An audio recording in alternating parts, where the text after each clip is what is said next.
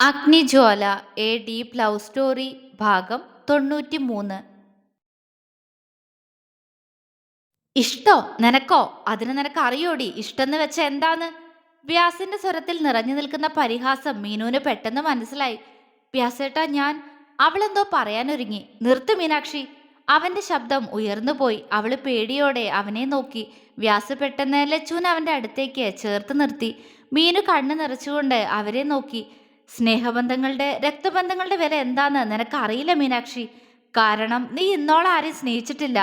ഒറ്റ മകളായതുകൊണ്ട് എല്ലാവരും കൂടി സ്നേഹിച്ച് നിന്നെ ഇങ്ങനെ ആക്കിയതാവാം. പക്ഷെ നിനക്ക് കുറച്ചെങ്കിലും കാര്യവിവരം ഉണ്ടായിരുന്നെങ്കിൽ സ്വന്തം അനിയത്തെക്കുറിച്ച് അവളുടെ ഏട്ടന്റെ മുന്നിൽ തന്നെ നീ ഇങ്ങനൊന്നും പറയില്ലായിരുന്നു. അവന്റെ കണ്ണുകൾ നിറഞ്ഞു. മീനുവിന്റെ കണ്ണുകളും നിറഞ്ഞൊഴുകി. അങ്ങനെ അങ്ങനെ അല്ല വ്യാസേട്ടാ. ഞാൻ പെട്ടെന്ന് എനിക്ക് സങ്കടം. മതിയടി. അവളെ പറയാൻ വ്യാസ് അനുവദിക്കുന്നില്ല. അവള് പേടിയോടെ അവനെ നോക്കി. ഇത് കൊഞ്ചിച്ച് വഷളാക്കിയതല്ല. മറ്റാരും നീ സ്നേഹിക്കുന്ന ഒന്നിനെ സ്നേഹിക്കരുതെന്നുള്ള നിന്റെ ഉള്ളിലെ വാശിയത്. ഒറ്റ മകളുള്ള എത്രയോ പേര് എനിക്കറിയാം. പക്ഷെ അവരൊന്നും നിന്നെപ്പോലെയല്ല. തൻ്റെ കൂടെ സ്വന്തം എന്ന് പറയാൻ ഒരു സഹോദരനോ സഹോദരിയോ വേണമെന്ന് ആഗ്രഹിക്കുന്നവരാ ഭൂരിഭാഗവും. പക്ഷെ നീ. വ്യാസിന്റെ മുഖത്ത് വെറുപ്പ് നിറഞ്ഞു. ലച്ചു കരഞ്ഞുകൊണ്ട് അവന്റെ നെഞ്ചിലേക്ക് മുഖം പൂഴ്ത്തി. മീനുവിന്റെ തല താഴ്ന്നു. അതെ, എനിക്ക് തെറ്റുപറ്റിയിരിക്കുന്നു. നോവിച്ചിരിക്കുന്നു ഞാൻ എൻ്റെ വ്യാസേട്ടൻ്റെ ലച്ചുവിന്റെ മനസ്സ്. അവളുടെ ഹൃദയം നൊന്തു. പറഞ്ഞുപോയ വാക്കുകള് തിരിച്ചെടുക്കാൻ പറ്റില്ലല്ലോ. എത്ര ദേഷ്യം കൊണ്ടാണെങ്കിലും പറഞ്ഞത് കൂടിപ്പോയി. മീനുവിന്റെ തല അവനു മുന്നിൽ എന്നേക്കുമായി താഴ്ന്നുപോയി. ആദ്യമായിട്ട് കണ്ടപ്പോ എന്നോട് ചിരിയോടെ സംസാരിക്കുന്ന അഗ്നി അമ്മയെ അച്ഛനെ അപ്പൂനെയും കണ്ട് എന്നെ ദേഷ്യത്തോടെ നോക്കി നിന്ന പെൺകുട്ടിയെ ഞാനും ശ്രദ്ധിച്ചിരുന്നു. വ്യാസ് പറഞ്ഞതും മീനു അവനെ കണ്ണുയർത്തി നോക്കി. അഗ്നിയും മറ്റുള്ളവരും അവൻ എന്താണ് പറഞ്ഞു വരുന്നതെന്നറിയാതെ അവനെ തന്നെ നോക്കി നിന്നു. ആദ്യം കൗതുകമായിരുന്നു എനിക്ക്. എന്താ ഈ കുട്ടി ഇങ്ങനെയെന്ന് ഓർത്തെ. പക്ഷെ പോകെ പോകെ ആ കുറുമ്പും ഞാൻ ഇഷ്ടപ്പെട്ടു തുടങ്ങി. വ്യാസ് പറഞ്ഞതും മീനു അവനെ മിഴിച്ചു നോക്കി. എന്താടി നോക്കുന്നേ? അതേടി, എനിക്ക് നിന്നെ ഇഷ്ടായിരുന്നു. ഈ വാശിയും ദേഷ്യവും എല്ലാം എല്ലാം ഇഷ്ടായിരുന്നു. പ്രണയിക്കായിരുന്നു ഞാൻ, നീ അറിയാതെ നിന്നെ തന്നെ. വ്യാസ് അലറി. കണ്ണുകൾ പെയ്തു. മീനു തറഞ്ഞു നിന്നുപോയി. എല്ലാവരിലും അതേ പകപ്പ്. മീനുവിന് തല ചുറ്റുന്നത് പോലെ തോന്നി. എന്താ ഇപ്പൊ വ്യാസേട്ടൻ പറഞ്ഞേ? എന്നെ എന്നെ ഇഷ്ടായിരുന്നു എന്നല്ലേ? അവള് വിശ്വാസം വരാതെ തുളുമ്പുന്ന കണ്ണുകളോടെ അവനെ നോക്കി. വ്യാസേട്ടാ. ഇടറിയിരുന്നു അവളുടെ സ്വരം. വിളിക്കണ്ട വിളിക്കണ്ട നീ എന്നെ അങ്ങനെ. സത്യ ഇഷ്ടപ്പെട്ടു പോയി. അങ്ങനെ അങ്ങനെ ഒരു അബദ്ധം പറ്റിപ്പോയി എനിക്ക്. പക്ഷെ ഇന്ന് ഈ നിമിഷം വ്യാസിന്റെ ഉള്ളിൽ നിന്നോട് തോന്നിയ ആ കുഞ്ഞിഷ്ടവും മരിച്ചുപോയി. ഇടറാതെ ഉറപ്പോടെ അവൻ പറഞ്ഞു. മീനു ഞെട്ടിക്കൊണ്ട് അവനെ നോക്കി. അടുത്ത നിമിഷം അവൾ ഓടിപ്പോയി അവന്റെ കാലിൽ വീണു. അവൻ അവളെ നോക്കിയതേയില്ല. അങ്ങനൊന്നും പറയല്ലേ വ്യാസേട്ടാ. എനിക്കൊരു അബദ്ധം പറ്റിയതാ. സത്യമായിട്ടും ഇനി ഞാൻ ഇങ്ങനെയൊന്നും പറയില്ല. എന്നെ ഇഷ്ടമല്ലാന്ന് മാത്രം പറയല്ലേ. അവൾ പൊട്ടിക്കരഞ്ഞു. അവളുടെ കരച്ചിൽ കണ്ട് അഗ്നിയുടെ കണ്ണുകളും നിറഞ്ഞു. പക്ഷേ അവൾ അത് അർഹിക്കുന്നുവെന്ന് അവന് തോന്നി. മാറിപ്പോ മീനാക്ഷി, എനിക്ക് കാണണ്ട നിന്നെ. വ്യാസ് പറഞ്ഞുകൊണ്ട് അവളിൽ നിന്ന് അകന്നു നിന്നു. മീനു നിലത്തു നിന്ന് എഴുന്നേറ്റു. ലച്ചു. അവൾ ലച്ചുവിനെ വിളിച്ചു. അവൾ സങ്കടത്തോടെ മീനുവിനെ നോക്കി. സോറി ലച്ചു, ഞാൻ അറിയാതെ. അവൾ അത്രയും പറഞ്ഞുകൊണ്ട് ലച്ചുവിന്റെ കയ്യിൽ പിടിക്കാൻ ശ്രമിച്ചു. വ്യാസ് പെട്ടെന്ന് അവളുടെ കൈകളെ തട്ടിമാറ്റി. എന്റെ കുഞ്ഞിനെ നീ തുടരുത് മീനാക്ഷി. ദേഷ്യത്തോടെ പറഞ്ഞുകൊണ്ട് അവൻ നീങ്ങി നിന്നു. മീനാക്ഷി മുഖം പൊത്തി പൊട്ടിക്കരഞ്ഞുപോയി. മോഹൻ പെട്ടെന്ന് അവൾക്കടുത്തേക്ക് വന്ന് അവളെ ചേർത്ത് പിടിച്ചു. മാമ, എന്നോട് ക്ഷമിക്കാൻ പറ മാമ. ഇനി ഞാൻ അങ്ങനൊന്നും ചെയ്യില്ല. അവൾ അയാളുടെ നെഞ്ചിലേക്ക് മുഖം പൂഴ്ത്തിക്കൊണ്ട് പറഞ്ഞു. അയാൾ ഒന്നും മിണ്ടാതെ അവളുടെ തലയിൽ തലോടി. ചിത്തിരയും അവളുടെ അടുത്തായി വന്നു നിന്നു. മോനെ വ്യാസ്, മോഹൻ വിളിച്ചു. അവൾക്ക് വേണ്ടി സംസാരിക്കാനാണെങ്കിൽ ദയവ് ചെയ്ത് അച്ഛൻ എന്നോട് സംസാരിക്കരുത്. അവൻ അയാൾക്ക് നേരെ കൈകൂപ്പി. മോഹൻ മൗനം പാലിച്ചു. വ്യാസ് ലച്ചുവിനെ നോക്കി.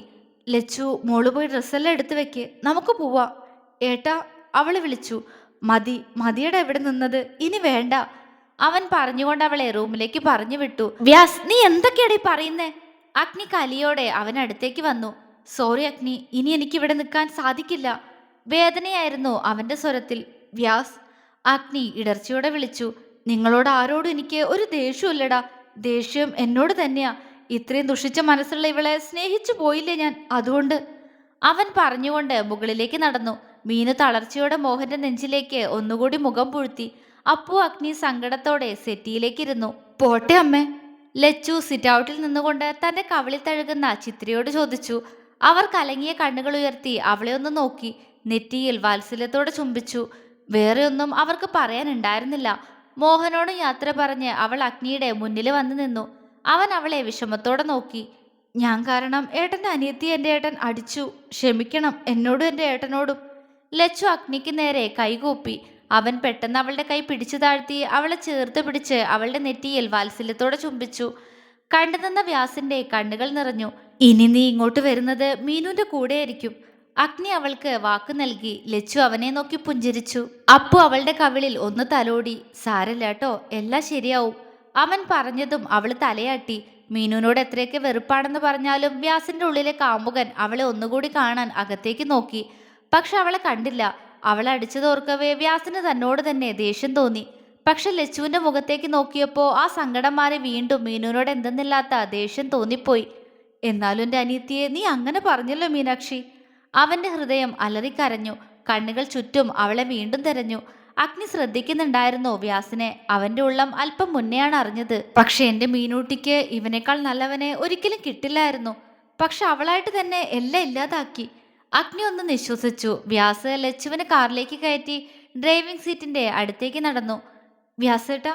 പെട്ടെന്ന് പുറകിൽ നിന്നും മീനുവിന്റെ സ്വരം. അവന്റെ കാലുകൾ പിടിച്ചു കെട്ടിയതുപോലെ നിന്നു. എല്ലാവരും മീനുവിനെ തന്നെ നോക്കി നിന്നു. അവള് പെട്ടെന്ന് വ്യാസിന്റെ മുന്നിൽ വന്നു നിന്നു.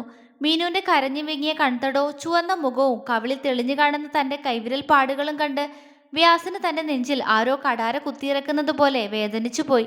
എങ്കിലും അത് മറച്ചു വെച്ചുകൊണ്ട് അവൻ അവളെ തുറച്ചു നോക്കി. എല്ലാത്തിനും മാപ്പ്. ഇനി ഞാൻ ഒരിക്കലും ഇങ്ങനൊന്നും പറയില്ല ലച്ചുനോട്. എന്നെ വെറുക്കരുത്. അവൾ അവന് നേരെ കൈകൂപ്പി. അവൻ മിണ്ടിയില്ല. അവൾ അവനെ നോക്കി വേദനയോടെ പുഞ്ചിരിച്ചു. എന്നെങ്കിലും ഇപ്പൊ ഈ നെഞ്ചിൽ നിന്ന് മാഞ്ഞുപോയ എൻ്റെ മുഖം പഴയ പോലെ നെഞ്ചിൽ തന്നെ ഉറപ്പിക്കോ വ്യാസേട്ടാ? അവൾ തേങ്ങിക്കൊണ്ട് ചോദിച്ചു. അവൻ അവളെ കനപ്പിച്ചൊന്ന് നോക്കി കാറിന്റെ ഡോറ് തുറന്നു. പെട്ടെന്ന് മീനു അവനെ തിരിച്ചു നിർത്തി. അവൻ എന്തായെന്ന പോലെ അവളെ നോക്കി. ഞാൻ കാരണ ഇന്നീ രാത്രിയിൽ ഇവിടെ നിന്ന് പോകുന്നതെന്ന് എനിക്കറിയാം. എനിക്ക് എന്ത് ശിക്ഷ വേണമെങ്കിലും തന്നോ വ്യാസേട്ടാ. പക്ഷെ ഇപ്പൊ പോവാതിരുന്നൂടെ? അവള് കെഞ്ചി. മാറി നിൽക്കും മീനാക്ഷി. നീ എന്നോട് മിണ്ടുന്നത് തന്നെ എനിക്കിഷ്ടല്ല. വെറുപ്പ എനിക്ക്. അവൻ പല്ല് കടിച്ചുകൊണ്ട് പറഞ്ഞ് അവളെ തട്ടിമാറ്റി. മീനു പെട്ടെന്ന് അവന്റെ കോളറിൽ കുത്തിപ്പിടിച്ചു. മീനു, നീ എന്തീ കാണിക്കുന്നേ? എല്ലാം കണ്ടുകൊണ്ട് നിന്ന അഗ്നി അവൾ വ്യാസിന്റെ ഷർട്ടിൽ കുത്തിപ്പിടിക്കുന്നത് കണ്ട് അവളോട് ദേഷ്യത്തോടെ ചോദിച്ചുകൊണ്ട് അടുത്തേക്ക് വന്നു. പക്ഷെ പെട്ടെന്ന് അവിടെ കൂടി നിന്ന് എല്ലാവരെയും ഞെട്ടിച്ചുകൊണ്ട് അവൾ കാലിൽ കുത്തിയുയർന്ന് വ്യാസിന്റെ കവിളിൽ അമർത്തി ചുംബിച്ചു. വ്യാസ് ഞെട്ടലോടെ അവളെ തുറച്ചു നോക്കി. ലച്ചു വാപൊത്തി പിടിച്ചു. മുന്നോട്ട് വന്ന അഗ്നിയുടെ കാലുകൾ സ്റ്റെക്കായി. എല്ലാവരും അമ്പരന്നുകൊണ്ട് അവളെ നോക്കി. വ്യാസും അവളെ മിഴിച്ചു നോക്കി നിൽക്കുകയാണ്. എന്നെ വെറുക്കും തോറും ഞാൻ സ്നേഹിച്ചുകൊണ്ടിരിക്കും. ഇപ്പൊ പറഞ്ഞുപോയ തെറ്റ് ഞാൻ തിരുത്തും, അവൾ പ്രണയത്തോടെ പറഞ്ഞു. പക്ഷെ അപ്പോഴും എൻ്റെ പ്രണയം മാത്രം നിനക്ക് അന്യമായിരിക്കും മീനാക്ഷി. ആദ്യത്തെ അമ്പരപ്പ് മാറിയതും അവൻ അവളോട് ദേഷ്യത്തോടെ പറഞ്ഞു. കാത്തിരുന്നോളാം ഞാൻ ഈ നാവിന്നൊരിക്കൽ കൂടി എന്നെ ഇഷ്ടാണെന്ന് പറയുന്നത് കേൾക്കുന്നത് വരെ. അവൾ വീണ്ടും അവന്റെ കവിളി ചുംബിച്ചു. വ്യാസിന് തന്റെ ശരീരമാകെ തണുപ്പ് അനുഭവപ്പെട്ടു.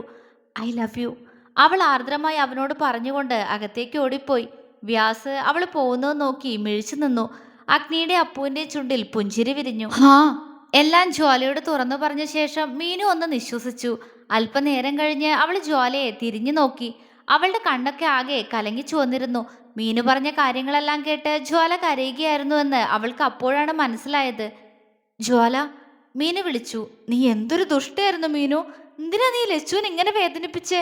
ഒരു നിമിഷം അവളുടെ സ്ഥാനത്ത് ഞാൻ എന്നെ തന്നെ കണ്ടുപോയി, ജ്വാല തേങ്ങിക്കൊണ്ട് പറഞ്ഞു. മീനു അവളെ വിഷമത്തോടെ നോക്കി. അന്ന് അങ്ങനെയൊക്കെ പറ്റിപ്പോയി ജ്വാലേട്ടത്തി, അവള് പറഞ്ഞു. അന്ന് പറ്റിയെന്നോ? നീ അന്ന് എങ്ങനെയായിരുന്നോ അതുപോലെ തന്നെ ഇപ്പോഴും. അതിലെനിക്കിപ്പോ ഒരു സംശയവുമില്ല. ജ്വാലയുടെ വാക്കുകളിൽ ദേഷ്യം കലർന്നിരുന്നു. മീനു അവളെ വെറുതെ നോക്കി നിന്നതേയുള്ളൂ.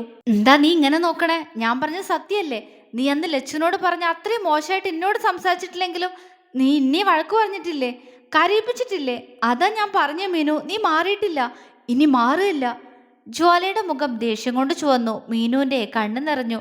അത് കണ്ട് ജ്വാല പെട്ടെന്ന് തിരിഞ്ഞു നിന്നു. ജ്വാല, അവള് ജ്വാലയുടെ കൈ പിടിച്ചു. ജ്വാല കരഞ്ഞുകൊണ്ട് അവളെ നോക്കി. എന്തിനാ മീനു ഇങ്ങനെയൊക്കെ? പാവം ലച്ചു അന്ന് എന്തുമാത്രം വേദനിച്ചിരിക്കും. വ്യാസേട്ടൻ എത്ര വേദനിച്ചിരിക്കും. നീ എന്താ ഇങ്ങനെ? ജ്വാല മുഖം പൊട്ടിക്കരഞ്ഞു. ക്ഷമിക്കേട്ടത്തി, എനിക്കറിയാം ഞാനൊരു നല്ല കുട്ടിയല്ല. അന്ന് അങ്ങനെയൊക്കെ ലച്ചുവിനോട് പറഞ്ഞു പോയി. പറയാൻ പാടില്ലായിരുന്നു. അതിനുശേഷം ഞാൻ ആരോടും അങ്ങനെയൊന്നും പറഞ്ഞിട്ടില്ല. മീനു കണ്ണു നിറച്ച് പറഞ്ഞു. എന്നോട് പറഞ്ഞതോ അപ്പോ? ജ്വാല കണ്ണുകൾ അമർത്തി തുടച്ചു. നിന്നോട് പറഞ്ഞു. അത് ഞാൻ പറഞ്ഞില്ലേ? അഗ്നിയേട്ടൻ നിന്നെ കിട്ടില്ല എന്നറിഞ്ഞപ്പോ ആകെ തകർന്നു പോയിരുന്നു. പിന്നെ നിന്നെ സ്വന്തായപ്പോ ആ മുഖത്തെ സന്തോഷം, നിന്നെ കിട്ടില്ല എന്നറിഞ്ഞപ്പോ ആ മുഖത്തെ വേദന കണ്ട് എനിക്ക് നിന്നോട് ദേഷ്യം തോന്നിയ പോലെ തന്നെ നിന്നെ അഗ്നിയേട്ടൻ സ്നേഹിക്കുന്ന കണ്ടപ്പോഴും എനിക്ക് അസൂയ തോന്നി. അതെ, ഇപ്പോഴും എനിക്കുള്ളില് ആ മോശ സ്വഭാവം ഉണ്ടല്ലേ ഏട്ടത്തി. പക്ഷെ സത്യം, നീ കരഞ്ഞില്ലേ ഏട്ടത്തി? അപ്പൊ എനിക്ക് ലച്ചുവിനെ ഓർമ്മ വന്നേ. അവള് കരഞ്ഞത് അന്നത്തെ ദിവസമെല്ലാം ഓർമ്മ വന്നുപോയി. അതാ ഞാൻ നിന്നോടൊന്ന് സംസാരിച്ചേ. അവള് കരഞ്ഞുകൊണ്ടാണ് അത് പറഞ്ഞത്. ജ്വാല പക്ഷെ മിണ്ടിയില്ല. എന്നോട് സംസാരിക്കടി. മീനു അവളെ പിടിച്ചു കുലുക്കി. ഞാൻ ഇനി എന്തു പറയണം മീനു? നിന്റെ സ്വഭാവം എന്താണെന്ന് മനസ്സിലായല്ലോ. സത്യം പറഞ്ഞ എനിക്കിപ്പോ വ്യാസേട്ടനോട് സംസാരിക്കാൻ പോലും പേടിയാവണു. ഏട്ടനെ ലച്ചുവിനെ പോലെ കാണുന്നേ. അതും നിനക്ക് ഇഷ്ടായിട്ടില്ലെങ്കിലോ? ജ്വാല വിതുമ്പി. മീനു അവൾക്ക് മുന്നിൽ കൈകൂപ്പി. ഇങ്ങനൊന്നും പറയില്ലേടി, എനിക്ക് സങ്കടം വരുന്നു. സത്യം പറഞ്ഞ ഇന്ന് വ്യാസേട്ടൻ നിന്നെ ലച്ചു എന്ന് വിളിച്ചപ്പോ എനിക്ക് കരച്ചിലാ വന്നേ. അവൾ തേങ്ങി. ജ്വാല അവളെ നോക്കി കണ്ണു തുടച്ചു. നിന്നെ കാണാൻ ലച്ചുവിനെ പോലെ ആണോ മീനു? ജ്വാല ആവേശത്തോടെ ചോദിച്ചു. മീനു അവളെ നോക്കി അല്ലാന്ന് തലയാട്ടി. അല്ല, ഒരിക്കലും അല്ല. നീയും അവളും കാണാൻ ഒരുപോലെയല്ല. പക്ഷെ അവളും നിന്നെപ്പോലൊരു പാവായിരുന്നു. ഇതുപോലെ പതിഞ്ഞ സംസാരം. അതുകൊണ്ട് വ്യാസേട്ടന് ചിലപ്പോ നിന്നെ ലച്ചുവായിട്ട് തോന്നിക്കാണും. അവളുടെ ശബ്ദമിടറി. ഇരുവർക്കുമിടയിൽ അല്പനേരം നിശബ്ദത നിറഞ്ഞു. മീനു. ആ നിശബ്ദതയെ ഭേദിച്ചുകൊണ്ട് ജ്വാല തന്നെ അവളെ വിളിച്ചു. ഉം. അവൾ മൂളി. നീയല്ലേ പറഞ്ഞ് വ്യാസേട്ടൻ നിന്നോട് ഇഷ്ടാന്ന് പറഞ്ഞിട്ടില്ലാന്ന്? പക്ഷേ അവള് പറഞ്ഞു വന്നത് നിർത്തി. മീനു ഒന്ന് പുഞ്ചിരിച്ചു.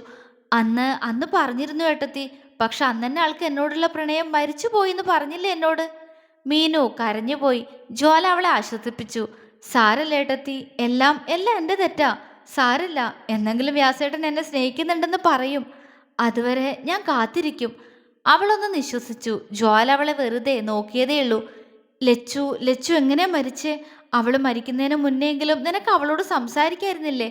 ആ ഒരു സമാധാനെങ്കിലും നിനക്ക് ഉണ്ടായേനെ. ജ്വാലയുടെ ശബ്ദം പതിഞ്ഞുപോയി. മീനു ദൂരെ എങ്ങോട്ടോ നോക്കി നിന്നു. കണ്ണുകൾ അപ്പോഴും നിറഞ്ഞൊഴുകുന്നുണ്ടായിരുന്നു. ജ്വാലയ്ക്ക് അഗ്നിയെ കാണാൻ തോന്നി. ഈ സങ്കടങ്ങളെല്ലാം അവനോട് പറഞ്ഞ് അവനെ കെട്ടിപ്പിടിച്ചിരിക്കാൻ. അത്രത്തോളം നോവുന്നു ഹൃദയം. തുടരും.